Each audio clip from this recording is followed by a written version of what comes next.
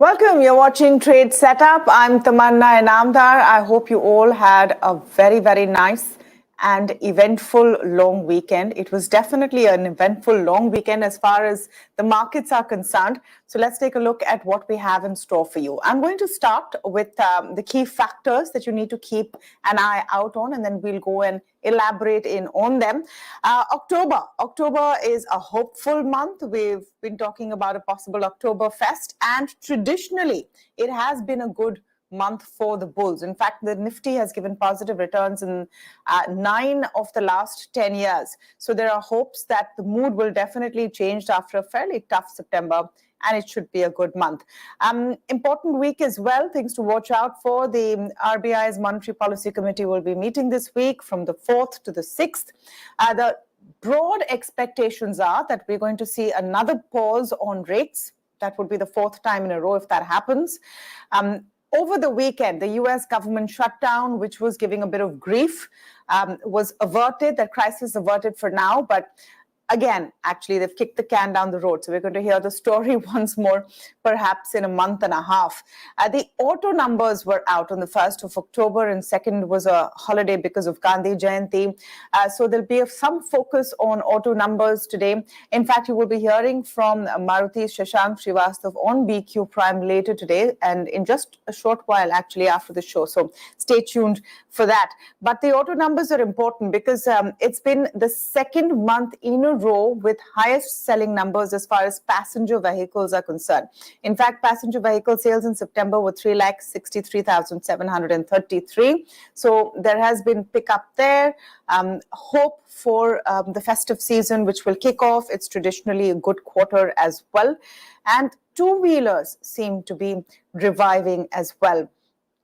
What else will we see? Will foreign investors continue selling in October? Because they definitely did in September. They were net sellers in September's FPI and FII numbers, and we'll have to see if that will happen. Just a broad look, since we're starting a new month. This is the start of festive season. Consumption will be a key factor to look out for, and that story will begin.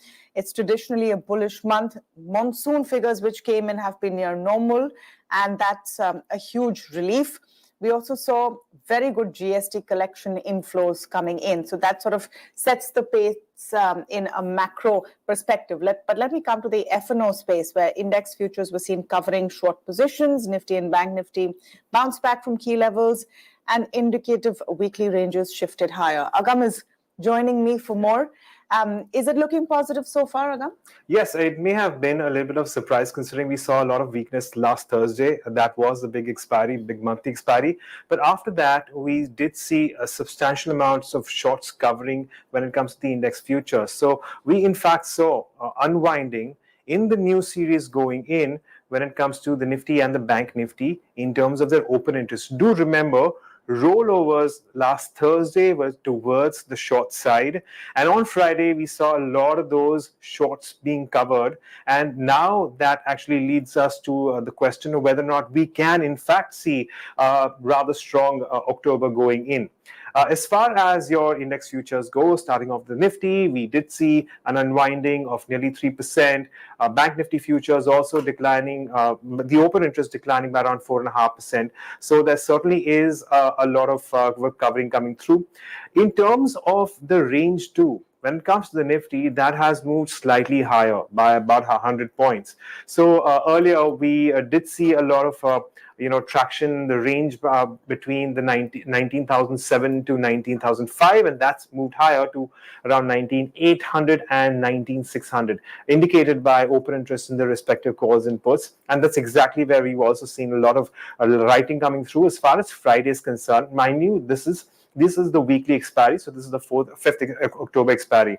And as far as the Bank Nifty is concerned, again, we're looking at a 500-point range largely on the higher end, keeping an eye on 45,000 at the moment, and 44,500 continues to be that very important pivot that we have been talking about over the course of the last 1 week. And it's nearly the same options as well, which is seeing a lot of traction.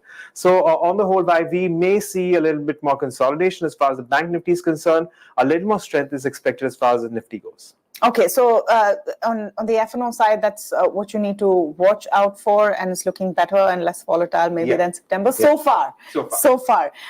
Just a quick look at some other factors today, and let's look at what's happening on the global news flow. The US dollar index was 107.03, the 10-year bond yield at 4.69%. So these three factors, if you have to look at them together, bond yields, the US dollar index, and crude, is going to continue to keep some pressure on global markets, US markets. So that's going to be important.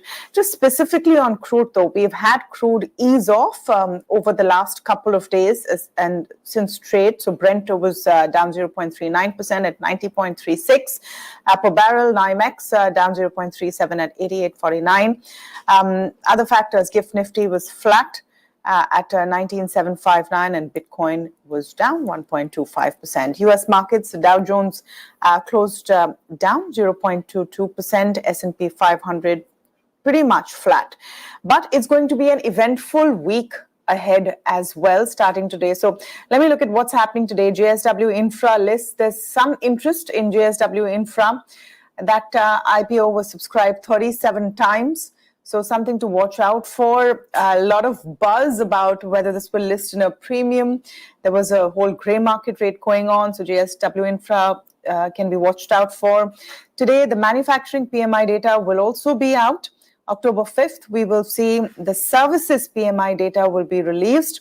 And of course, on October 6th, that's Friday, you will have the RBI MPC meet. That's going to be important because this is the first time we're going to hear from the Indian Central Bank after that Fed meet. And status quo is expected, so the pause on rates will continue. That's the broad expectation, of course, and that would be the fourth policy in a row that happens. But we'll have to watch out for what commentary is coming in. Are there concerns about food inflation being sticky, etc. Let me get to the specific stocks to watch. And that's a key as well. I'm going to start with the auto pack. The auto pack is definitely in the news because you had numbers coming in, as I mentioned. Let's start with Maruti. Now, Maruti had quite a September. It gained about 11% in September. So a couple of things have happened. On Friday, the car maker received a GST demand notice for 139 crores. The latest, actually, of many companies to receive a GST demand notice. Quick programming reminder, I'm just going to stick it in there, but we are doing a special show later this afternoon at 1:30 actually, and trying to break down what is happening with all of these GST notices. You also have the Shashank Srivastav interview. But let me get back to the stock. CLSA has maintained its sell rating, but increased its target price, which is about 11% below CMP. So watch out for Maruti. We have to see what direction that goes in. That's definitely going to be a buzzing stock or on radar today. Hero MotoCorp, the two-wheeler maker, will increase the prices of select motorcycles and scooters starting today by just about 1%, but it will vary as per quantum. Their sales were up 3% in September. TVS Motors, another stock to watch, had sales up 6% in September. So overall, the auto pack on radar. September sales have been good-ish. So definitely passenger vehicles have been doing well. That trend line has been good. And the real hopes are for those sales to pick up October onwards as the festive season kicks off. Cipla, another stock on radar. The drug maker divested 51% stake held in Sabah Investment. That's a UAE-based company for a consideration of $6 million. It's a subsidiary, Sabah and its subsidiary, Cipla Middle East Pharmaceuticals and Cipla Medica Pharmaceuticals, Yemen, have ceased to be subsidiaries of the company.